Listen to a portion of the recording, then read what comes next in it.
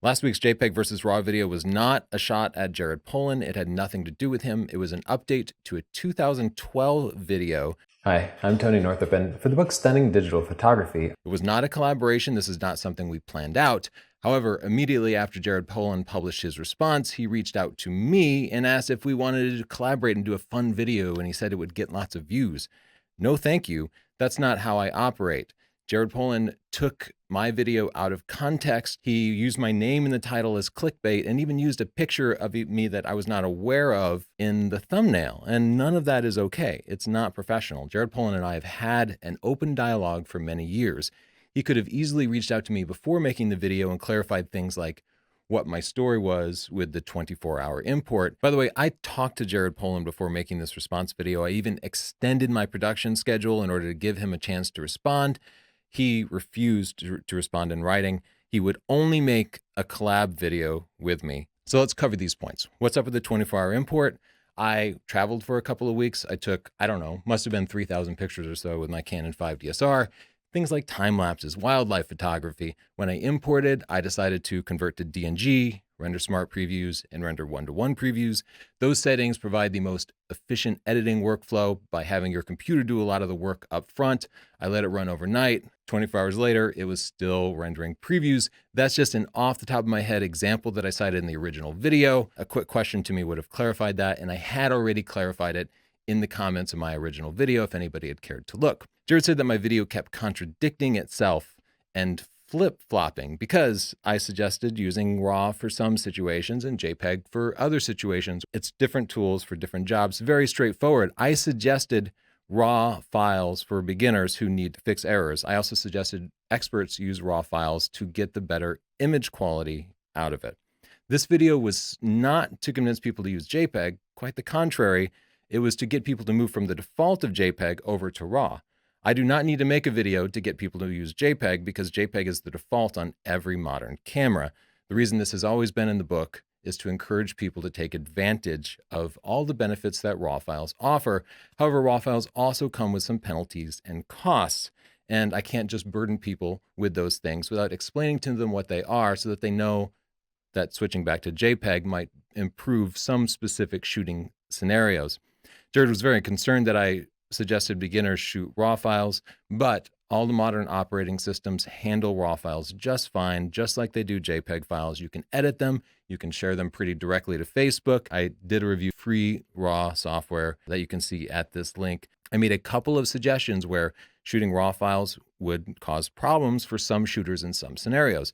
For example, if your camera buffers with RAW, you either need to slow down your shooting or just shoot JPEG. I don't think that you need to necessarily change your shooting style just to choose one image file format over the other. I think the image file format is a fairly mundane choice. Shooting style is very personal, and a lot of people get better results by shooting lots of pictures, including pretty much every wildlife and sports photographer in the world.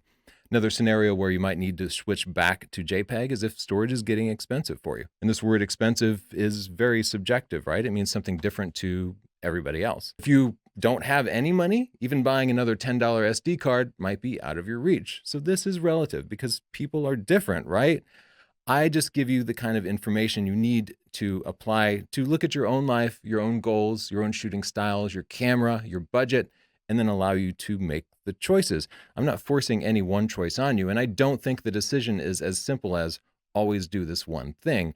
That's not the case for choosing an aperture. That's not the case for choosing a shutter speed or choosing a camera. I want to say something obvious. File format does not determine your skill. Because I suggested that beginners would benefit by shooting RAW and that experts had these skills to allow them to choose scenarios where JPEG wouldn't be a severe penalty, like situations without a lot of dynamic range, situations where they could nail the exposure, people thought, oh, hey, he's calling me a beginner.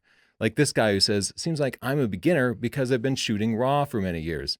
Obviously, whether you choose RAW or JPEG doesn't determine your skill level. You don't become an instant expert by shooting RAW. And if you choose to shoot JPEG, it doesn't lower your skill level. Other people are different. This is also a really obvious statement, but a lot of people didn't understand that some people's cameras would hit buffering limits because they have a shooting style where they just take one picture and then they walk around a little bit and they take another picture. If that's your shooting style, RAW all the way. My original recommendations would apply to you and you would be shooting RAW. But if you're somebody who shoots continuously, if that's your shooting style, maybe JPEG is a better option for you. Some people have lots of money for lots of storage and big memory cards. Other people have no money. How much better are RAWs than JPEG? RAWs are always going to be a little bit better, but a lot of the times JPEG is plenty good enough, and it's up for you to determine whether the difference in quality is worth it considering the additional costs of RAW. I don't have to answer this question for you. You can just set your camera to shoot RAW plus JPEG and then just spend the next week doing your usual photos. Then open them up side by side and see after editing if the differences make it worth it to you or not. Lossless versus lossy compression. Lossless compression means you reduce the file size of something without throwing away any data. We've all used losslessly compressed files because we've all unzipped something at some point, right? Jared didn't understand this. He felt like lossless files were actually throwing away some data, but by definition, lossless compression does not lose any data. Jared said, almost every new camera today, even the most basic of basic cameras, can shoot 20 to 30 RAW files in a row. I have Canon's current basic camera, the T6 here.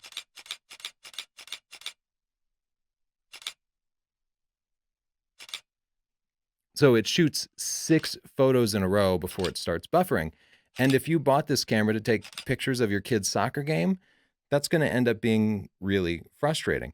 A lot of people argued, hey, maybe you shouldn't be doing spray and pray. And I would say, I don't think that's spray and pray, but also most professional sports photographers, most wildlife photographers shooting action will be taking shots on continuous. And indeed, that does seem to be the best style. Even if it's not your particular style, other people might have different shooting choices. They might shoot a little bit differently than you. It's pretty tough, especially in sports games where the athletes are actually trying to fool other athletes into thinking they're going to kick it or head it or do something else. It's impossible for the photographer to anticipate exactly when the action is going to happen. So you kind of just keep your finger on the shutter and then go back and delete the shots that didn't count. Maybe you're perfect. Maybe you can get by with just 1 or 2 shots. But as I said earlier, other people are different.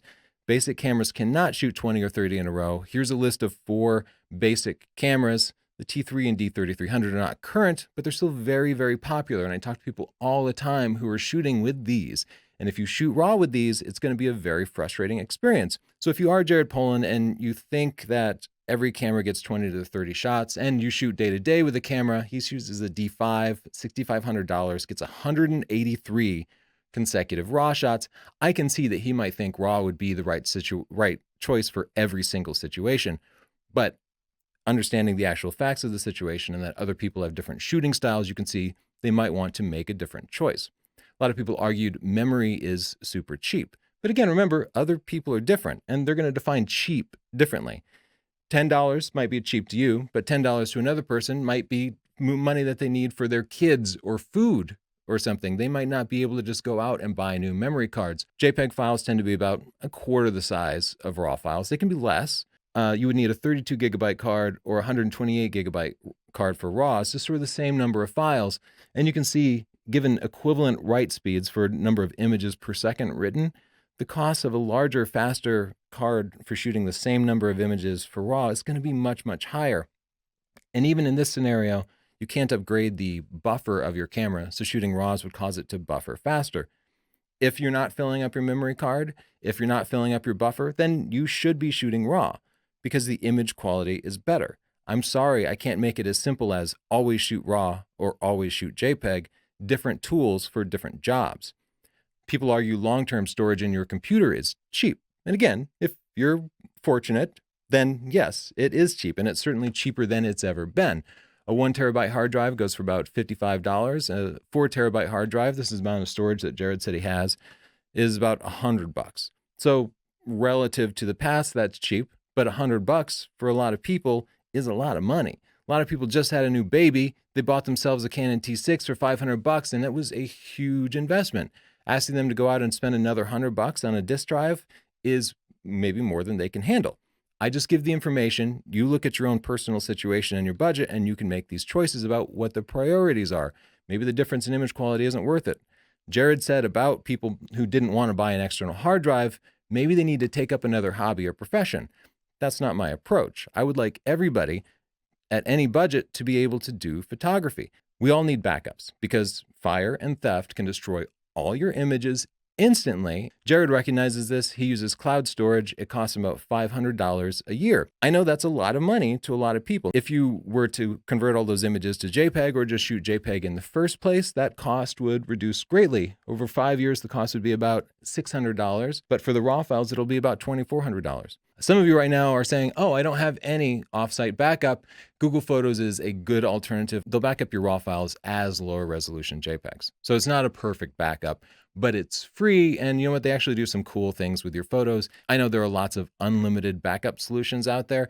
I've used 2 of them, uploaded all my files, which often takes months over typical upstream bandwidth, and then had them cancel their unlimited service. You know why? Because there ain't no such thing as a free lunch. Staffel, they're not going to be able to give you unlimited storage for large amounts of data indefinitely. They're going to pull you in and then change your service and start charging you at some point, which is why I suggest you just flat out pay for data from someplace like Dropbox, OneDrive, Google Photos. If you have a comment, be polite and show evidence. Jared didn't show any evidence in his video. It's extremely easy in photography to take a couple of sample pictures and actually show people the difference so they can assess it. Granted, it's a little easier to just speak theoretically and speculate, hey, the difference is huge. Also, be polite, not just for me. I won't mind if you're rude because I'm dead inside. I died a long time ago. But there are other people who are potential educators out there who might want to make a video and have something to teach other people. And they'll see your rude comments and think, oh, people on the internet are kind of dicks. Maybe I don't want to do this. So please be polite, whether you're talking to me or you're talking to Jared, and show evidence to back up your ideas. Thanks, and I hope you found this useful.